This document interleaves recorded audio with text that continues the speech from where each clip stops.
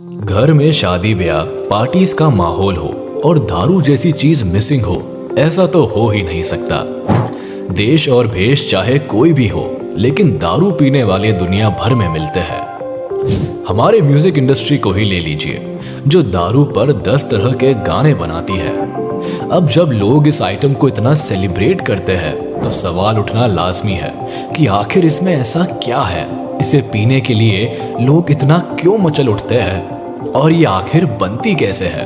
चलिए आज इन सभी सवालों से पर्दा उठाते हैं। बात यार की हो या प्यार की, जहां रिश्तों के सेलिब्रेशन की बात आती है वहां विस्की के जाम लग ही जाते हैं। उस पर भी अगर रॉयल स्टैग विस्की के जाम हो तो फिर अच्छे भी खुद को रेजिस्ट नहीं कर पाते।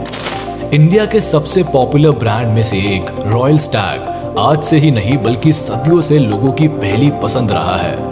130 रुपए की कीमत के साथ मार्केट में बिकने वाली दारू को लोग कितना पसंद करते हैं, इसका जीता जागता नमूना लॉकडाउन में तो सबने देखा।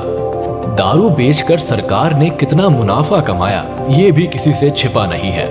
एक अल्कोहल ही ऐसी चीज है जिस पर लोग पानी की तरह पैसा बहा देते हैं। उस पर भी अगर रॉयल स्टैग विस्की सामने हो तो हर किसी की शाम बन जाती है। ये ब्रांड पहले से ही भारत के लोगों की पहली पसंद रहा है। गुड़गांव, मुंबई, कोलकाता और दमन में 4 फैक्ट्रीज के साथ रॉयल स्टैग बहुत बड़ा मैन्युफैक्चरर है। इसने अपनी शुरुआत साल 1995 में की थी और आज से हर साल दारू बेचकर करोड़ों में खेलता है। देखना चाहेंगे कि आखिर ये कैसे फैक्ट्री से आपके पैक तक पहुंचती है। ये है रॉयल स्टैग फैक्ट्री, जहां बनाई जाती है लोगों की स्पेशल और हाई क्वालिटी विस्की। हाँ, वही विस्की जो कई शराबियों की तलब शांत करती है, उन्हें जिंदगी की मोह माया से आजाद फील कराती है। इसके मदहोश कर देने वाले नशे को बनाने के लिए फैक्ट्रीज में कई वर्कर्स काम करते हैं। सबसे पहले उनका काम होता है कि खेतों से आने वाले फ्रेशली हार्वेस्टेड गेहूं और मक्के को मॉल्टिंग के लिए तैयार करें। डायरेक्ट खेतों से निकालकर फैक्ट्री में प्रोडक्शन के लिए इस्तेमाल करने से पहले उन्हें अच्छे से पानी में भिगोकर साफ किया जाता है। वैसे बता दें कि मॉल्टिंग प्रोसेस के 3 स्टेज होते हैं। पहली स्टेज में अनाज को भिगोया जाता है। जब वह साफ होता है तो बारी आती है उसे जर्मिनेट यानी अंकुरित करने की और आखिर में सुखाने की।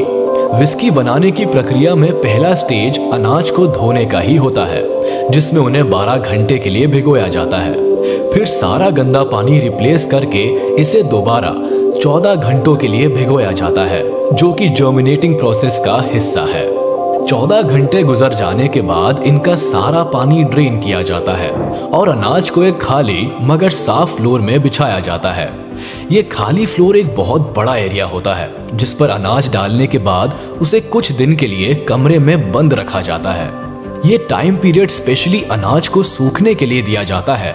लेकिन अभी मॉल्टिंग प्रोसेस की बाकी स्टेज भी बाकी होती है, जिसके तहत अनाज को ढंग से सुखाने और विस्की को स्मोकी फ्लेवर दिया जाता है। इसके लिए अनाज के कमरे में जुड़ी भट्टी में आग लगाकर धुआं किया जाता है। 2 दिन तक अनाज को धुएं के साथ छोड़ा जाता है, जिससे अनाज धुएं को सोख लेता है। मॉल्टिंग प्रोसेस की इस लास्ट स्टेज में अनाज पूरी तरह से क्वालिटी चेक के लिए रेडी हो जाता है। अब वर्कर्स का काम होता है कि अनाज की क्वालिटी चेक करे और उसे ग्राइंडिंग के लिए तैयार करे। एक बार क्वालिटी को ग्रीन सिग्नल मिल जाता है तो अनाज को सीधे ग्राइंड करके उसे फर्मेंटेशन के लिए तैयार किया जाता है। ध्यान रहे, ये विस्की के लिए सबसे इम्पोर्टेंट स्टेप होता है। इसमें गलती की कोई गुंजाइश नहीं होती, क्योंकि इसमें अनाज को सड़ाने के लिए पहले उसे एक कंटेनर में डाला जाता है, जिसमें यीस्ट का पानी भी होता है। इन दोनों को साथ में इसीलिए मिक्स किया जाता है क्योंकि यीस्ट अनाज को बहुत तेजी से सड़ाने का काम करता है। फिर भी इसे पूरा होने में 2 दिन का समय लगता है। 2 दिन एक यीस्ट और अनाज के मिक्सचर को बिल्कुल भी छेड़ा नहीं जाता, लेकिन 2 दिन बाद अल्कोहल बनकर रेडी हो जाती है। इसकी तेज स्मेल से ही पता चल जाता है कि अल्कोहल से वेस्ट एक्सट्रैक्ट निकालने का टाइम आ गया है। एक बार ये स्टेप पूरा होने के बाद विस्की को स्टोर कर दिया जाता है।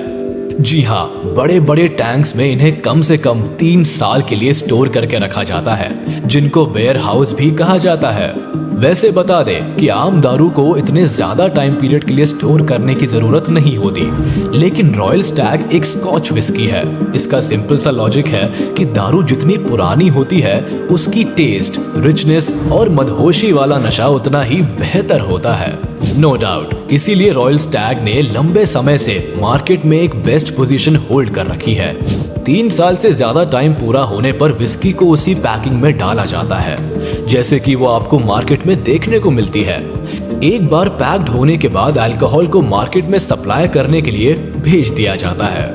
फैक्ट्री से निकलकर ये नशा देश के कोने कोने में पहुंचता है। केवल रॉयल स्टैग ही नहीं बल्कि दुनिया भर की बाकी ब्रांड्स भी इसी तरह विस्की तैयार करते हैं और मार्केट में बेचकर मुनाफा कमाते हैं। कुछ यही हाल सिगरेट बेचने वाले ब्रांड्स का भी है। सिगरेट्स को भी बहुत बड़े पैमाने पर बनाया जाता है। अब जाहिर सी बात है कि डिमांड ज्यादा है तो प्रोडक्शन भी ज्यादा होगा। ये है एक सिगरेट की फैक्ट्री जहां हर दिन कई लाखों सिगरेट्स बनाई जाती है और वो भी एक मेन इंग्रेडिएंट से जिसे कहते हैं टोबैको। टोबैको के बिना सिगरेट नहीं बनाई जा सकती, इसीलिए इसके प्रोडक्शन के लिए ग्रीन हाउस नर्सरी का सहारा लिया जाता है। पौधे को बड़े हो जाने पर उन्हें बड़े बड़े खेतों में लगा दिया जाता है, लेकिन इसकी खेती केवल काली मिट्टी पर ही होती है। 3 से 4 महीने की कड़ी मेहनत के बाद टोबैको लीव्स पूरी तरह ग्रो कर जाती है और उन्हें हार्वेस्ट करने का सीजन आ जाता है। इनकी पत्तियों को बड़े ही प्यार से तोड़कर फैक्ट्री में ले जाया जाता है, जहां सबसे पहली स्टेज में उन्हें सुखाया जाता है। हरी पत्तियों से मॉइस्चर सुखाने के लिए इन्हें लकड़ी के बड़े से फ्रेम में पिरोकर ऊपर लटका देते हैं। लगभग 21 दिनों में पत्तियां बिल्कुल ड्राई हो जाती है। अब इनमें से कुछ पत्तियों को सिगार बनाने के लिए इस्तेमाल में लाया जाता है, जबकि कुछ पत्तियों को सिगरेट बनाने की प्रोसेस से जोड़ दिया जाता है। स्पेशली बेस्ट क्वालिटी के पत्तों को सिगरेट बनाने वाली फैक्ट्री के हाथ सौंपा जाता है। सिगरेट की फैक्ट्री में सबसे पहले पत्तों को ग्राइंडर मशीन से बिल्कुल बारीक किया जाता है। अंदर का माल तैयार होने के बाद सिगरेट के रोल को बनाना जरूरी होता है। इसके रोल को बहुत ही पतले पेपर से तैयार किया जाता है। उसके बाद पेपर को रोलिंग मशीन में डाला जाता है। आगे से सिगरेट के रोल में बदलने की जिम्मेदारी मशीन की होती है और ये इस काम को बखूबी करती है। एक बार पतले और छोटे रोल्स रेडी होने के बाद फिल्टर पेपर को भी तैयार किया जाता है।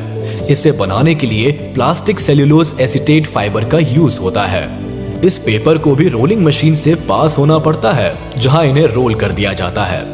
जब तीनों आइटम हमारे पास रेडी होते हैं तो फाइनल आउटपुट को बनाने की जरूरत होती है। इसके लिए रोलिंग पेपर, फिल्टर और टोबैको को एक मशीन में डाला जाता है, जहां पहले फिल्टर और पेपर को अटैच किया जाता है, फिर उसमें टोबैको को भरा जाता है। तीनों चीजों को साथ में जोड़ने पर सिगरेट तो बन जाती है, लेकिन इनकी क्वालिटी चेक करना जरूरी होता है। सिगरेट के छोटे होने की वजह से इनकी क्वालिटी चेक एक मशीन करती है। ये मशीन फाइन क्वालिटी की सिगरेट्स को पैकिंग के लिए भेज देती है, जबकि डिफॉल्ट सिगरेट्स को बाहर कर देती है।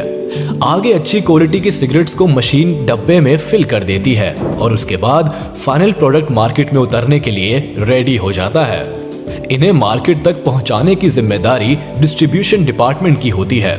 यही मार्केट में सिगरेट्स को उतारते हैं और आप तक पहुंचाते हैं। अल्कोहल और सिगरेट्स आज की तारीख में लोगों की जिंदगी का एक बड़ा हिस्सा हो गया है। कुछ लोग कूल दिखने के लिए इन आइटम्स का सेवन करते हैं, तो कुछ इन्हें स्ट्रेस बस्टर समझते हैं। खैर, लोगों की सोच जो भी हो, लेकिन लॉजिकली जाए तो ये स्लो पॉइजन है। इनकी मेकिंग प्रोसेस भले ही हमें रोमांचित करती है, लेकिन जब एक बार इंसान इनके चक्रव्यूह में फंस जाता है तो कभी वापस नहीं निकल पाता। इसीलिए इनसे दूरी रखने में ही भलाई है। आज के लिए बस इतना ही। आगे आप हमारे इस वीडियो को लाइक कर दे और अगर आपने अभी तक हमारे चैनल को सब्सक्राइब नहीं किया है तो तुरंत कर दे और बेल आइकन को भी प्रेस कर दे ताकि हमारी नोटिफिकेशंस आप तक जल्द से जल्द पहुंच जाए।